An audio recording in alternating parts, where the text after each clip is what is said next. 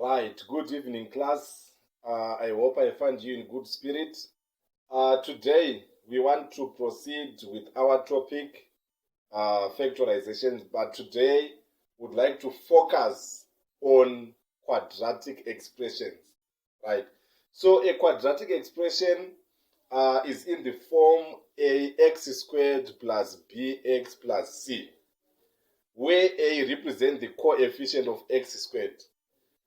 Take for example, x squared plus 7x plus 10 is a quadratic expression where c is being represented by 10, b is being represented by 7, and a is being represented by a silent 1 just before x squared. Right. So when factorizing quadratic expressions, there are stages that you need to follow. Right.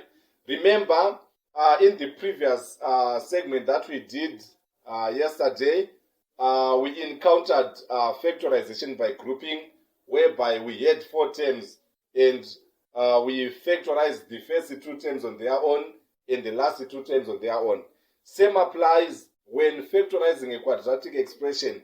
You have to break the expression in order to give you 4 terms.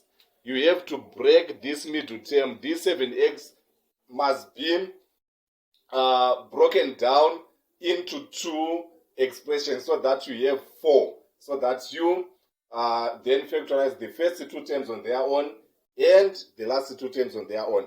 Right.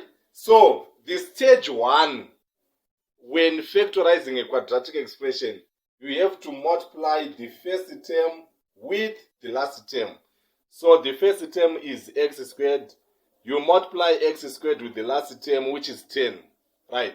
If the last term was minus 10, you have to take 10 with the sign. So I'm going to multiply by 10. It gives me 10x squared. Right? So after that, there is a table that we prepare in order to search the factors of 10, which gives a sum or a difference of 7. Right? So when searching those factors, you have to start with 1. Right? So 1 into 10, you get 10. But the sum of 1 and 10 and the difference of 1 and 10 is not giving us 7. So we have to look for another factor of 10 after 1, which gives us 7. Let me try 2. Right. 2 into 10, you get 5. Right. You can notice that 2 and 5, if we add them, they give us a sum of 7 that we are looking for. Right. So 2 plus 5, you get the 7, which is the middle part or the middle term. Right. Then those terms or those factors, if you multiply them, they need to give you 10. So 2 times 5, you get 10. Then 2 plus 5, you get 7. So 2 and 5 are the numbers that we are looking for. Right. So when factorizing quadratic expression whereby the coefficient of x squared is 1, for example, we have got x squared, there is no 2x squared or 3x squared or 5x squared, but it's just x squared. It means that the coefficient of x squared is 1. Right. You do a shortcut whereby your final answer, you have 2 brackets like this. So in the first bracket, you write x. Then in the second bracket, you write x. Right. Then the numbers that you have found in the searching table, which are 2 and 5, will then be written in front of those x. So I'm going to write plus 2 here and plus 5 here. And this is your final answer. So this is how you do when the coefficient of x squared is 1. So we are now moving on to the next task, whereby I'm going to bring a quadratic expression with a coefficient of x squared which is not 1, and see how we can deal with that situation. Right. We are now moving on to question number 2. It reads 12t squared minus 11t plus 2. Right. Mukatarisa ngekini question iyi number 2. Tichikompare neyatabva mukuita. question number 2 tiri kuona kuti tina 12 apa pana t squared apa, but pane yataita tanga tina x squared anga asina imwe nhamba yakaita sa12. Saka pakadaro manje shortcut yatamboshandisa yekuti tinonyora mabrackets ari 2 handiti toti x apa totazoisa manumbers 2 atinge taona mutable inoshanda provided pana t squared panenge pana t squared but pasina imwe nhamba kumashure. Ndopaya paunouya panapa wobva wati chii t apa then manumbers 2 aya unenge wawana mutable medu meya unobva wamaplace pamberi pa t na t, but ishortcut inongoshandiswa chete kana t squared watinaye asina imwe nhamba iri kumashure angori nesilent 1 as the coefficient, ndopa unoshandisa this q handiti. Saka manje iyi question yatakuti number 2 handiti ka tiri kuona izvo kuti pana 12 hapana t squared. It means shortcut yekuti tinonyora t apa tonyora t apa haishande. Ndopaya pandataura mufirst segment chiti the idea inenge apo ndeyekusplita term iri pakati inonzi minus 11t yotiburitsira materms 2 in order kuti pabude materms 4. Saka 12t squared na plus 2 havachinje, vanoramba vakadaro. Chinochinja iterm yepakati inofanira kutiburitsira mamwe 2 materms kuitira kuti tiburitse 4 materms, so that tinofactorize the first 2 terms padzo dzega the last 2 terms padzo dzega. Right. Saka stage yekutanga tinofanira kuti tiite ndeyekuti 12t squared inova ndo term yekutanga handiti inofanira kunomultiplya 2 anova ndo term yekupedzisira, but ndati uzongwarira pakuzomultiplya pai in the sense yekuti kana apa pakanzi plus apa paina minus 2 hau times na 2 but no times na minus 2 zvoreva izvo kuti 2 uyu unofanira kumutora nesign yake inenge iri kumashure uku. Saka nenyaya yekuti pana plus ndo reason yaita kuti ndingonyora chi 2 ari ega, asi kana pana minus 2 nototimes na minus 2. Ndinovimba kuti muri kunzwa zvandiri kutaura. Right. Saka ndikatora 12t squared yauya ndikamumultiply na 2 panobuda 24t chi panobuda 24t squared handiti. Tichipedza kumultiply nhamba yekutanga nenhamba yekupedzisira tinobva tagadzira table yedu yatinoshandisa kutsvaga mafactors kana kuti manhamba maviri anopinda muna 24 ekuti tikaedha kana kusubtracta anotiburitsira minus 11. Tikazomamultiply manumbers aya anofanira kutiburitsira 24. Ndinovimba muri kubata zvandiri kutaura. Right. Saka manumbers aya kana musingamazivi munofanira kutanga na1 muchidzika kusvika maona manumbers atiri kuda handiti. Saka 1 muna 24 anopinda kangani? Anopinda ka 24 handiti. Asi 1 tikamuedha na 24 tinowana 25. 1 tikamusubtracta na 24 handiti panobuda difference ye 23. Yet isusu target yatida kuburisa apa ndi minus 11. Saka zvinoreva izvo kuti 1 na 24 havaite. Saka unobva watsvaga imwe nhamba inoteera after 1 inopinda muna 24 handiti. Namba inoteera after 1 inopinda muna 24 ndiani? Ndi 2 handiti. 2 muna 24 anopinda kangani? Anopinda ka 12. But still 2 tikameja na 12 towana 14. Then difference ya 2 na 12 ndi 10.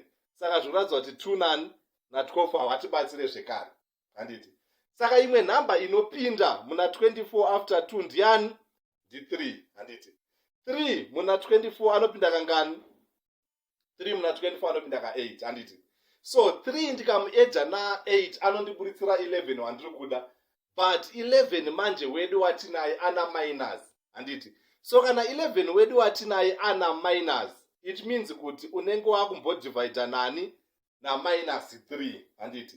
Wobva wati iwo minus 3 munani? Muna 24 panobuda minus 8 handiti. Saka uchaona izvo kuti minus 3 na minus 8 vanokuburitsira chi? Minus 11 handiti ka? Then minus 3 ukamutimes na minus 8 unowana chi?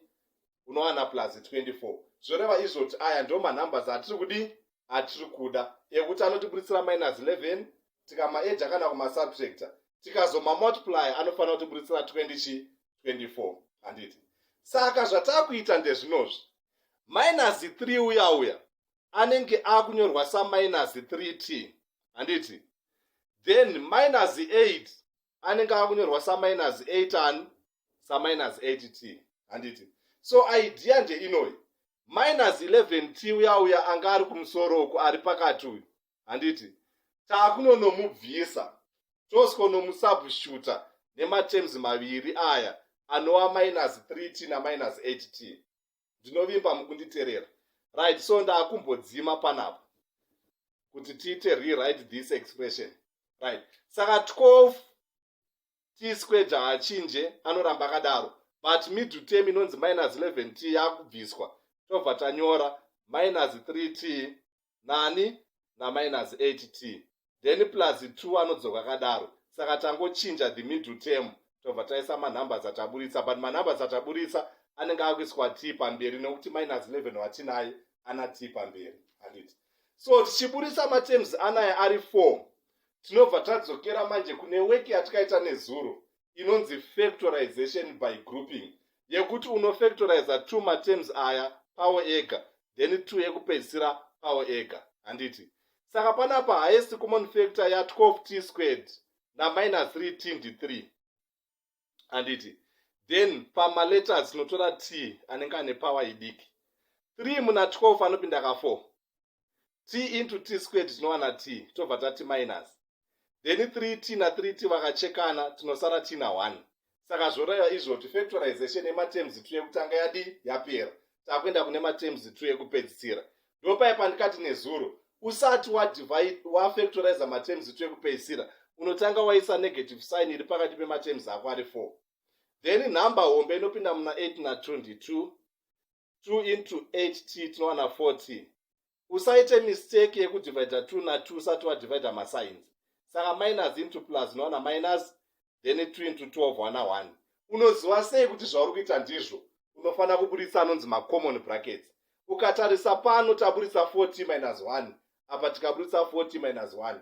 Izvi zvinokudza kuti you are in the right direction. Saka answer yako inofana kuzobuda ine mabrackets maviri handiti. Bracket rekutanga tichati ndo 4t minus 1 inova one of the common brackets dzataburitsa. Then aya matems akabatana nemabrackets akafanana ndi anozogadzira rimwe bracket. Saka kuno kutenge takunyora 3t minus 1 minus 2, and this is our final answer. Ndinovimba mapabata. Saka ndichati tiite another question kuti zvinatsobuda munatsonzwisa zvandidaidza kutaura. So I want you to stay tuned. Right, takwenda pa question number 3. Yakanzi 15 minus 2n minus n squared. So ma-examiners ane system yekuti anogona kuti since majara kuti kwekutanga kune term na x squared, vanogona kuisa number isina letter kwekutanga then ovhaisa x squared kwekupedzisira. Saka you must not panic. Iwe unofana kungoziva chete kuti ma-stages aunoita ndeyekuti first term inofana kumultiply chi last term. I hope you are following. Saka first term yedu panapa tinge tichiti first term yedu ndi 15 handiti.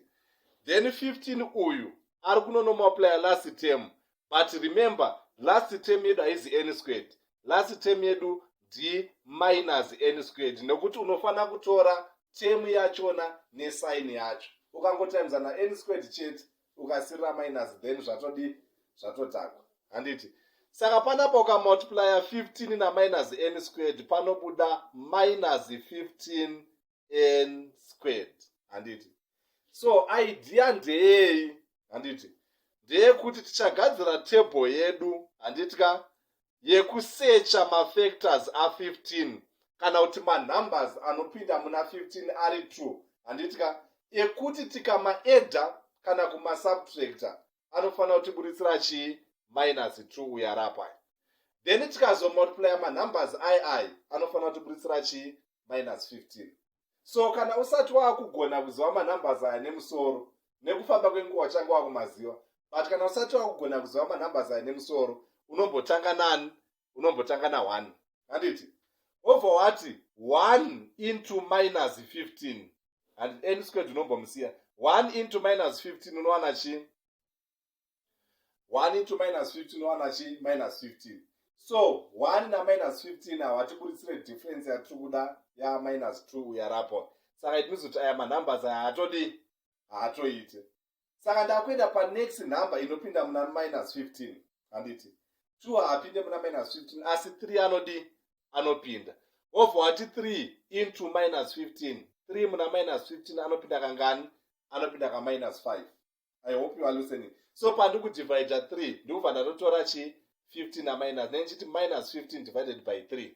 Handiti. Saka 3 minus 5 tinobudisa minus 2. It means kuti 3 na minus 5 vari kusatisfy kubudisa minus 2 yayo watinoda anenge ari pakati. Handiti. But 3 na minus 5 wakabudisa minus 2 hapazi ripo paunogumira kutesta. Unofana kuzomultiply zvekare manumbers aya ari 2 kuti ucheke kuti anokubuditsira here minus 15 aruko. Because pane situation yekuti manumbers ako anogona kubuditsa number iri pakati but ukamamultiply asingakubuditsire minus 15. It means unenge wakutotsvaga mamwe. Asi anaye ari kuita pakuti ari kubuditsa minus 2 tikamamultiply ari kubva abuditsa. Saka unofana kutesta kunoku nekupi nekuno kuti unozvikwagrire both sides. Handiti. Saka pandoda kuti munatsonzwisisa pa shortcut skill. Shortcut skill inoshanda. Handiti. Kana n squared ndizvo asina imwe number kumashure uyezve ari plus. Handiti. Saka panapa tikatarisa n squared haana number kumashure yakaita sa 12 but n squared wedu manje ana minus. Akangoita minus then shortcut haichashande. Shortcut yandikutaura ndeya yekuti unonyora n up then obva wanyora n up then manumbers awabudisa obva wati plus 3 minus 5 yotova answer. Apa haishande nekuti n wedu ana minus. Asi dai n squared wedu anga akanzi plus n squared then ino ndoyabva yatoita answer yako yekuti waingotora 3 womisa pamberi pa n wotora minus 5 womisa pamberi pa n. But apa hazvisi kushanda. Why? Nekuti hatina plus panapa but tina minus. So kana tina minus it means kuti takutoshandisa skill yekuregroupa. Handiti. Saka it means kuti minus 2n the middle term akufana kubviswa or representwa nematerms 2 atinenge tawana kunoko. But 3 uyu anenge akunyorwa sa 3n. Then uyu minus 5 uyu anenge akunyorwa sa minus 5n. Saka ndakumborabha kuti tiwane space yekuita rewrite the expression yedu kuti zvifambe zvakanaka. I hope mukupabata. Right. Saka 15 first term na minus n squared havachinje. Chinochinja this is the middle term yatida kuti ireplace nematerms 2 atawana. Saka nichanyora 15 as it is. Ndobva ndati plus 3n. Handitka minus 5n. Handitka minus n minus n squared. Handiti. Then kana chinge ndadaro ndakufactorize by grouping approach. Saka ndichatanga ne2 materms ano. Number ombe inopinda muna 15 na 3 ndi 3. 3 into 15 tinowana 5. 3 na 3 vanochekana tinosara tina n. Saka kuno kwapera. Then ndakunyora minus yarapo. Handiti. Then common factor ya 5n na n squared ndi n. Handitika. Saka patichasara tina 5. But ndopaya pandikuyeuchidza usaite mistake yekuti n into n squared usati wadivide masigns. Saka panoti minus into minus unowana plus. Handiti. Then n into n squared unobva wana n. Ndinovimba mukubata zviri kuitika panapa. Right. So kana uchinge wapedza answer yako inofana kubudisa mabrackets mangani 2. Handiti. Bracket redu rekutanga richagadzirwa one of the common brackets. Saka ndichabva ndanyora 5 plus n mubracket redu rekutanga. Handiti. Then ayo manumbers ayo akabatana nemacommon brackets anobva agadzira rimwe bracket rechingani rechi2. Iyi ndiyo final answer yako. Handiti.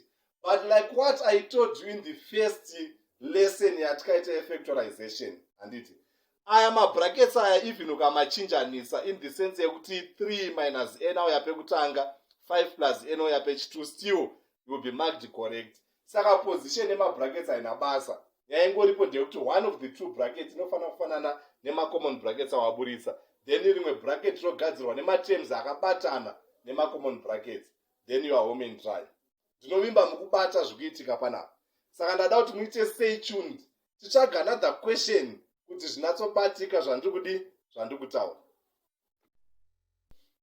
Right, we are now moving on to question number 4. Right, so tikatarisa question number 4 yakasiyana ne the first 3 questions in the sense that question number 4 ine 2 different letters but iri quadratic expression. So quadratic expression haingova expression inonge ine a single letter like x throughout. No, unogona kuwana quadratic expression, for example yatinayo ine matems ana a uyezve nematems ana b ari different letters but ichitwa quadratic expression. Handiti saka ikauya muexam you don't have to panic. Iwewe unofanira kungoita zvawadzidziswa. First term inofanira kutimesa chii, last term ndo stage yekutanga. Saka first term yedu panapa ndi 2a squared b squared. This is our first term, right?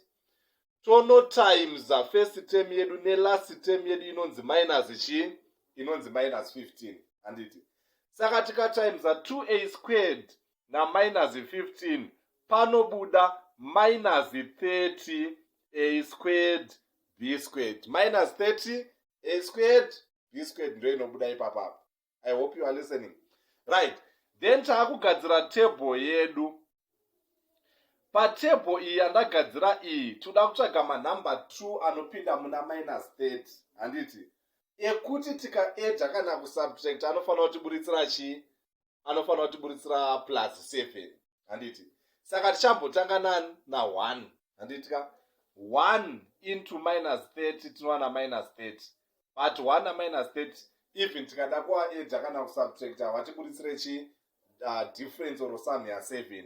Saka 1 na minus 30 manumbers aya haaite. Handiti ndakuenda panext number inopinda muna 30 which is 2. 2 into minus 30 anopinda ka minus 15. Saka 2 na minus 15 hawatiburitsire sum or difference of 7. Handiti takuenda panext number inopinda muna 30 after 2 ndi 3.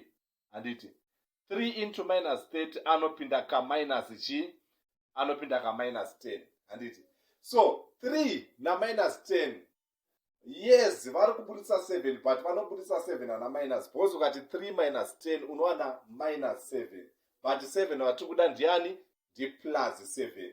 Handiti so nekudaro unenge wakushandisa minus 3. Handiti because 3 minus 10 anotiburitsira plus 7 saka iwo wakumboshandisa chi minus 3 kuti wane 7 ana plus. Handiti so minus 3 into minus 30 panobuda 10. Handiti so minus 3 plus 10 you get 7 anani ana plus watiri kuda. Zvoreva izvo kuti minus 3 plus 10 vatiburitsira 7 and tikava multiplier vanotiburitsira minus 30. Ndo matems atiri kuda ari kuagreea pakuburitsa plus 7 tichikama multiplier ari kuburitsa futi minus 30. I hope you are listening class. Right, so what I'm going to do here, manumbers atawana minus 3 na 10. Handiti uyu anonzi minus 3 uyu anenge aunzi minus 3ab, uyu anonzi 10 uyu anenge aunzi 10 chi 10ab. Why? Because 7 watiri kuda kusubstituta uyu arapa uyu ana a chi ana ab. Saka it means manumbers ukawana minus 3 na 10 unenge wakuisa maletters akafana nemaletters apamiddle term. Ndo reason yandaisa ab pana 3 na ab panani pana 10. Handiti so apa ndakurabha kuti ndowane space yekuti tiite rewrite our expression kuti abude ari matems 4. Handiti so pakuita rewrite the expression yedu ndopatiri kuti first term ne last term zvinoramba zvakadaro. Saka ndichauya ndoti 2a squared b squared rambai makadi makadaro. Handiti then ndakunonotora manumbers ataburitsa yari kuzasi minus 3ab na 10ab tonomasubstituta pana plus 7ab. Saka pana ndakuenda ndati minus 3ab plus 10ab tobva tati minus 15 pamberi. I hope you are listening. Right, so kana chinge tadaro takufactorize the first 2 terms padzo dzega then the last 2 terms padzo dzega. Right, so highest common factor ya 2 na 3 ndi 1. Saka 1 wachona hatina basa naye tinogona kumbomusiya. Handiti but tikuona kuti a squared na-a vari common, but later tinowina ndi a anenge ane smallest power. Handiti b squared na-b vari common, anowina ndi b ane smallest power. Then tadata that open chi open bracket. Handiti saka 2 achadzoka ari 2, then a into a squared tinowana a, b into b squared tinowana chi tinowana b, tobva taisa minus. Handiti so a b na a b they cancel out each other, so ndinosara ndinani -3. I hope you are listening. Then tadaro takuisa plus inova ndo sign iri pakati pematerms edu ari 4. Handiti number hombe inopinda muna 10 na 15 ndi 5, but maletters aya hazi common nekuti kuna 15 hapo.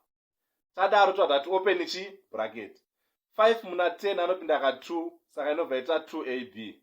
Then usaite mistake yekuti 5 into 15 usati wa divide masigns, saka unoti plus into minus unowana minus, then 5 into 15 unowana chi unowana 3. Then we have managed to create the common bracket that we are looking for. So answer yedu ichabuda ine mabrackets mangani 2. Handiti rimwe racho tinoriti 2a b minus 3, then rimwe racho rogadzwa nematerms anaya akabatana nemacommon brackets, which is ab plus chi plus 5. And this is your final chi, your final answer. I hope you are following. Right.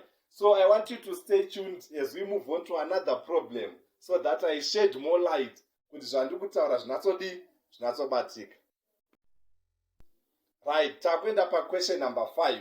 Yakanzi x squared plus 9 xy minus 36 y squared.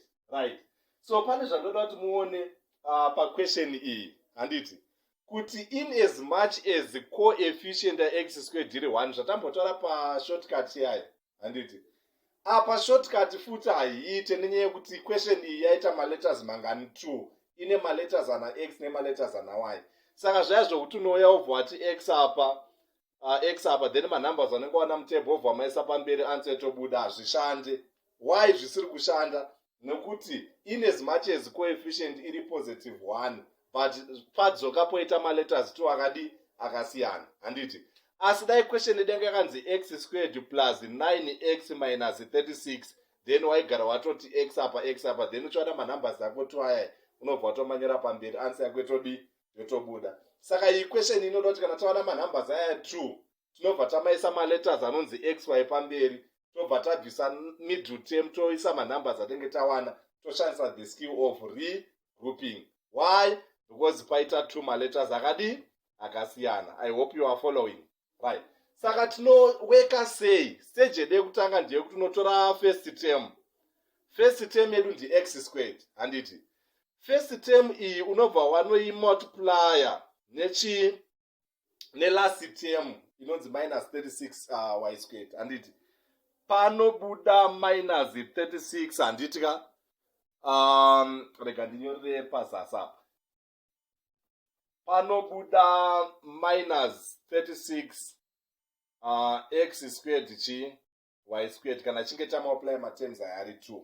Handiti then togadzira table yedu yanichapa zita rekuti plus or chi minus. Apa patable patoda manumbers 2 anopinda muna minus 36. Handiti manumbers aya anofana kutipa sum or difference ya plus 9 ari pakati. Handiti saka rega timbotanga na 1 into minus 36 wana minus 36, but manumbers aya namadhiri. Why? Because 1 na minus 36 waburise 9. Tomboenda pana 2 into minus 36 anopinda ka minus 18, still 2 minus 18 awatiburisire chi 9 watiri kuda. Tomboenda pana 3. Handiti 3 into minus 36 anopinda ka minus 12. Handiti saka 3 na minus 12 wanotiburisira minus 9, but isusu 9 watiri kuda ana plus 9. Saka ukaona pachibuda 9 ana minus yochida 9 ana plus, wakutoshandisa chi minus 3. Handiti so wakuchitiwo minus 3 into minus 36 zvafana kuti minus 36 yokumudivhaida na minus 3 yarapo. Saka negative nenegative zvinochekana, saka panapa nepakubuda manje 12 ana plus. Handiti so minus 3 na 12 ana plus vanobva vakuburitsira chi positive 9 wauri kuda, nokuti panapa hapana minus 9 handiti. Asi dai panapa panga pana minus 9 waibva watora 3 na minus 12, panenye kuti panapa pana plus 9, saka kutora minus 3 nani na 12 handiti. Saka matems ako uyu anenge aunzi minus 3 but anenge afanira kunyorwa chi xy handiti. Then uyu 12 uyu arapo anenge akunyorwa chi xy, nokuti unofanira kutora maletters ari pamiddle term rauda kuno substitute. So we now have the terms that we want to replace the middle term, right? So rega ndirabhe ndiwane chi, ndiwane enough space panapa handiti, ndirabhe ndiwane enough space, right? So zvatakuita panapa takudzokera back paoriginal question handiti. First term iyi inonzi x squared nelast term iyi inonzi minus 36y squared hazvichinje, zvinoramba zvakadi zvakadaro, but middle term inonzi 9xy ndo yatinoda kuti tibvise. Kana taibvisa tataisa manumbers 2 atawana kutable redu reari. I hope you are following. So let us do the process.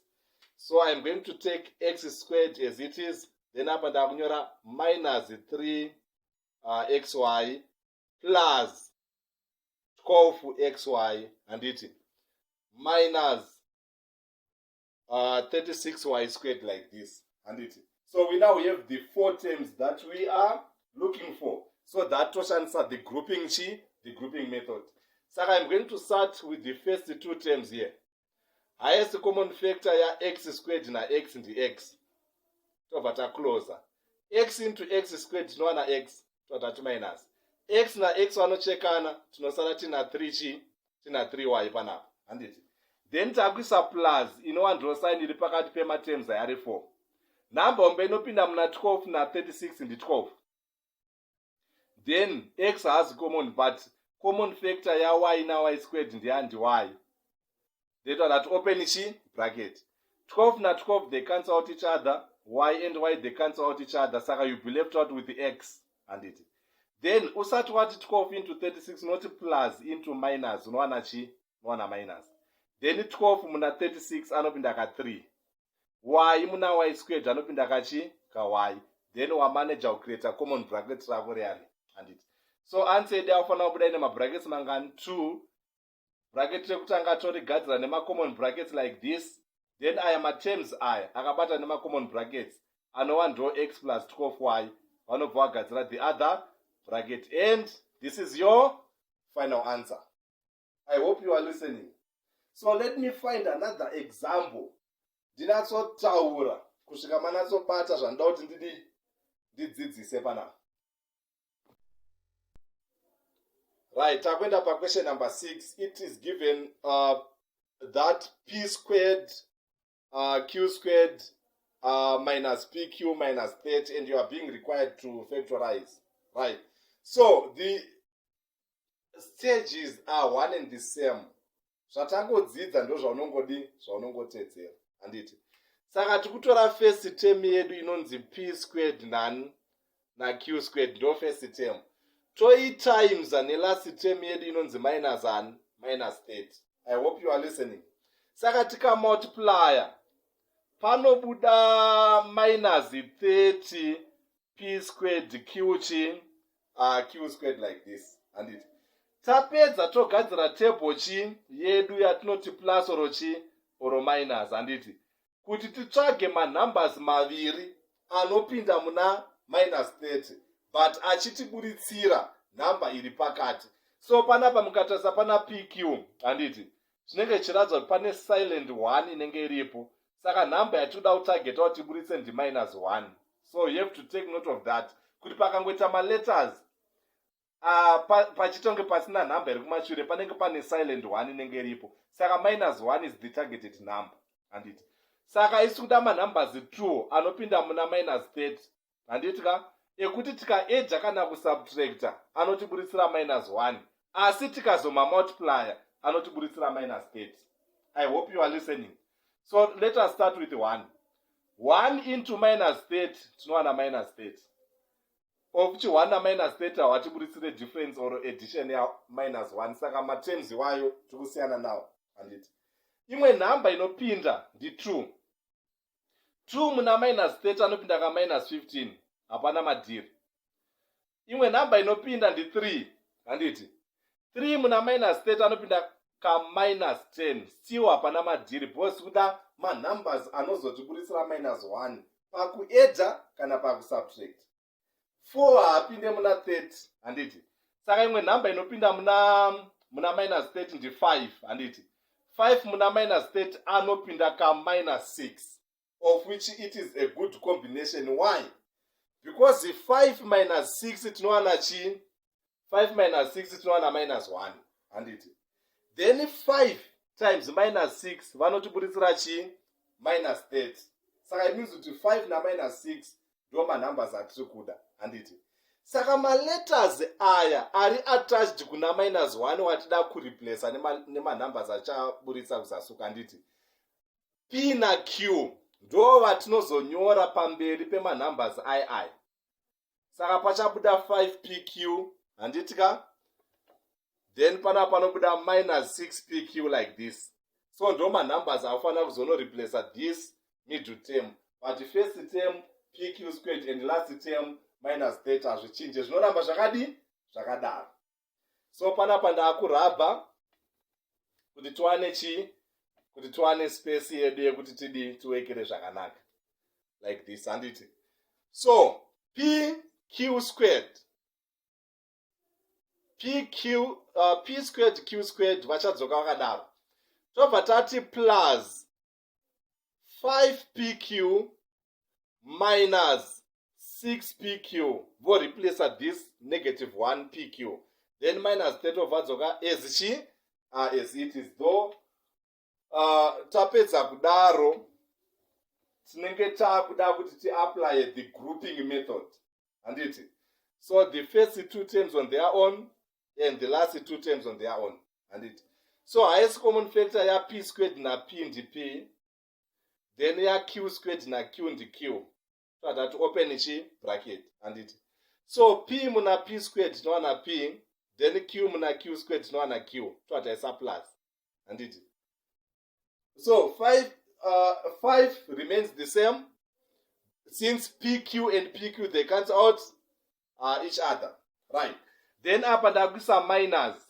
inova ndo sign iri pakati pematerms 4 atinawo ndobva ndaisa 6 handiti so minus 6 na minus 6 vanochekana tosara tina p and pq handiti then usaite mistake yekuti 6 into 30 usati wadivida masigns handiti so negative na negative vakadividana panobuda chi plus ndakakupai mufirst segment ndichiti negative divided by negative you get plus handiti negative divided by plus you get chi negative ndikati take note of this handiti saka usaite mistake yekuti 6 into 30 usati wadivida masigns handiti so negative na negative vanotiburisira chi plus then 6 muna 30 anopinda kangani ka 5 then macommon brackets edu anobva atodi abuda achingobuda chete munhu atoredi kunopedza masports ake ononyora answer yake handiti saka panapa tichati pq plus chi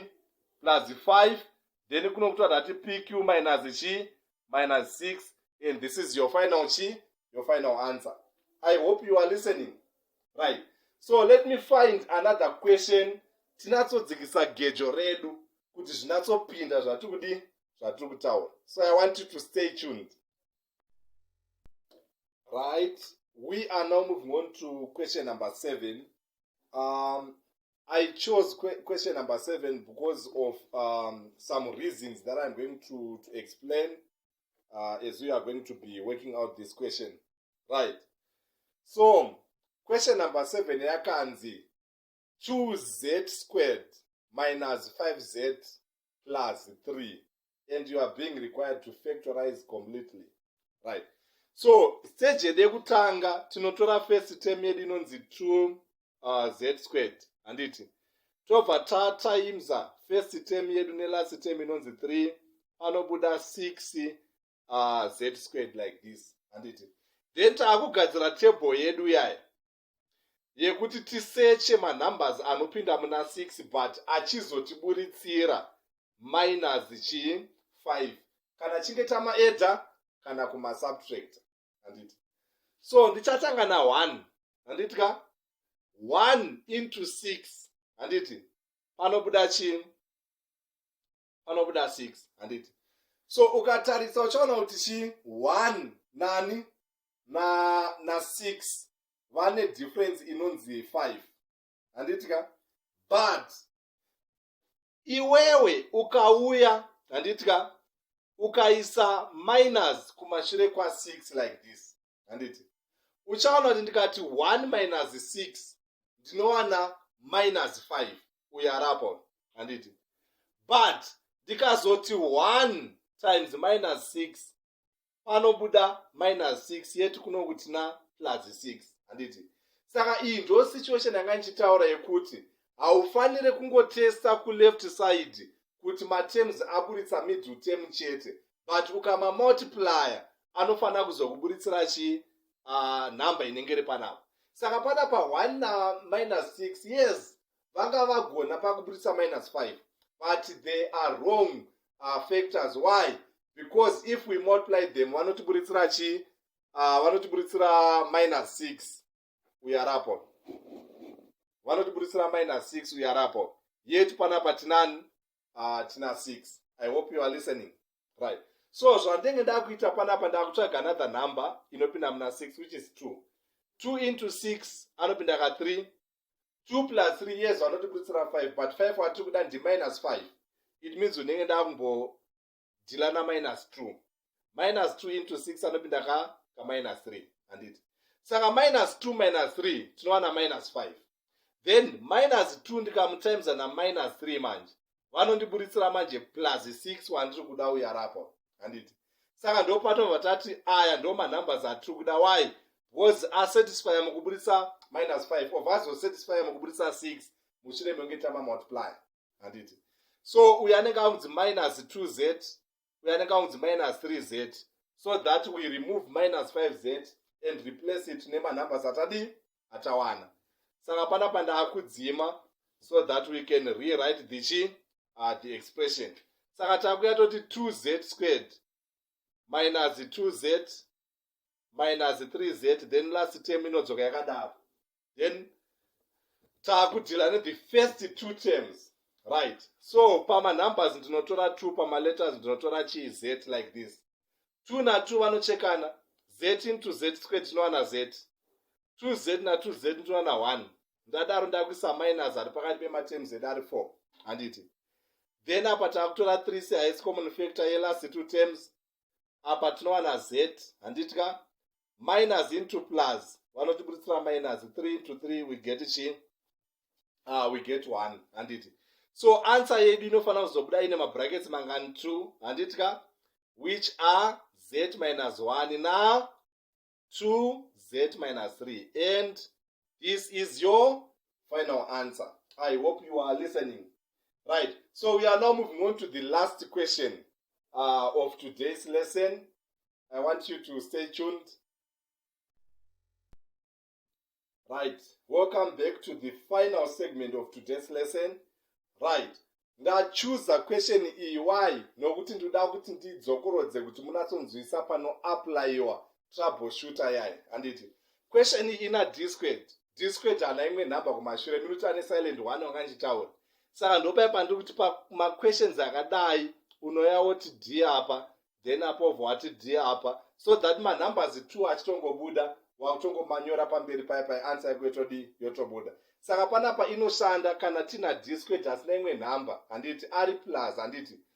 Plus pane 1 letter, pane mamwe atamboita ekutanga na x squared panapa, but kunokuna na xy iwaya hashandi troubleshooter handiti.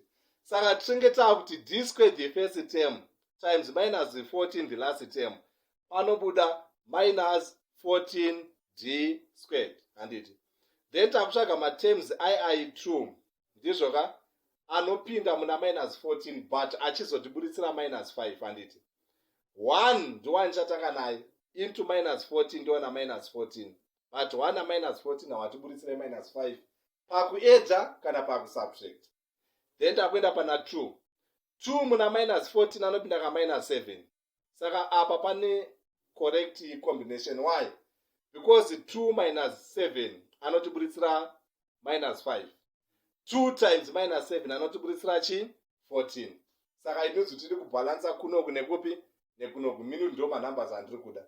Saka nenyaya yekuti panapa pana d, handiti pana d squared ana 1, ndopaya pandikuti you then bypass the grouping approach yekuti unoyawesa maletters ayaya, unenge wangoya panapa bvati plus 2 then apo toti minus 7 then answer yako yotobuda, handiti. But still kana uchida kuweka the long approach unongoburitsa same answer but unenge wakutenderera, handiti. Pakuti 2 uya anenge aunzi 2d minus 7 anenge aunzi minus 7d, handiti. Wouya panapa still unongoburitsa same answer. Woti d squared plus 2d minus 7d wobvisa minus 5d wobvisa minus 14 zvanga tichita pane mamwe questions, handiti. Then materms anaya ari pazasi ndo andaisa panani pana minus 5d. You will find out answer yatichaburitsa inenge yakafanana neshortcut iyo, handiti. So panapa tichabva tati d is the highest common factor. D into d squared ndowana d plus 2, handiti. Ndobva ndaisa minus 7. Minus 7 na minus 7 wakachekana towana d. Minus into minus towana plus. Then 7 into 14 ndakwana chi? Ndakwana 2, handiti. Common bracket rabuda. Saka answer yedu handitati inobuda ine mabrackets 2. 1 inogadzwa necommon bracket which is d plus 2. Then materms attached to common bracket d minus 7. Saka tiona kuti answer ndaburisa panapa nelong method yegrouping inenge yakangofana neshortcut yairapa pamusoro, which is one and the same thing. But you only use the shortcut provided tina d squared anenge ane ka silent 1 asina imwe number yakaita sana 12 or ana 2. Right. I hope you have enjoyed today's lesson. I have tried to explain in detail. So I am going to give you the following assignment yamuri kufana kuzosubmita for marking. So ndinokutendai nenguva yamange mauya pano muchiteerera lesson ranhasi. Thank you so much for your time, for sacrificing your time to attend the lesson. So I am going to give you the following assignment, some questions that we are going to do as part of assignment.